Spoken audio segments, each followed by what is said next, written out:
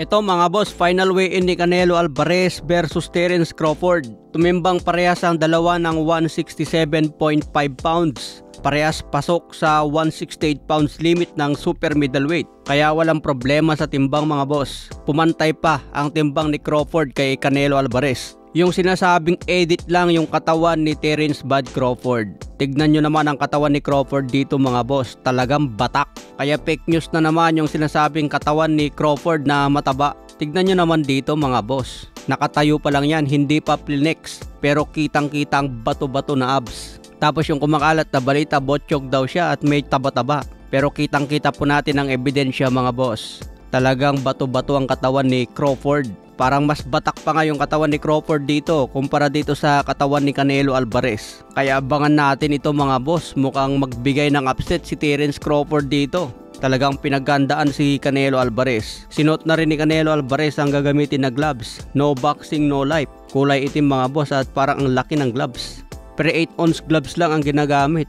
Kaya kapag tumama, siguradong wasak. So ang main event walang problema sa timbang at ganon din ang mga undercard. Katulad sa laban ni Christian Billy versus Lester Martinez. Parehas pasok sa 167 pounds. Ganon din ang common event na si Callum Walsh versus Fernando Vargas Jr. Parehas nakuha ang timbang sa 154 pounds super welterweight.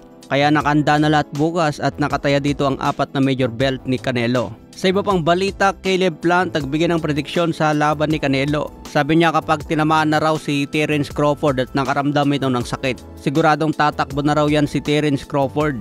Hindi raw pwedeng nakatayo na lang si Crawford at makipagpalitan ng suntok. Kaya mas epektibo raw para kay Crawford na makuha ang panalo kung magalaw ito sa ring. Kaya sabi ni Caleb Plant, papabor siya kay Canelo Alvarez. Dahil mas komportable siya sa timbang na ito at aktibo si Canelo sa 168 pounds. Pero marami pa rin ang nagtitiwala kay Terence Crawford mga boss na makuha ang upset. Kaya nga medyo pressure ngayon si Canelo Alvarez dahil kailangan niyang maipanalo ang laban. Hindi siya pwedeng matalo sa isang boksingero na galing lang sa welterweight. Minsan palang lumaban si Crawford sa super welterweight 154 pounds. Kaya malaking kantyaw kay Canelo dito kung matalo pa. Kaya nga sinasabi ni Timothy Bradley, mas masakit ang matalo sa isang mas maliit na boksingero kumpara sa katimbang mo.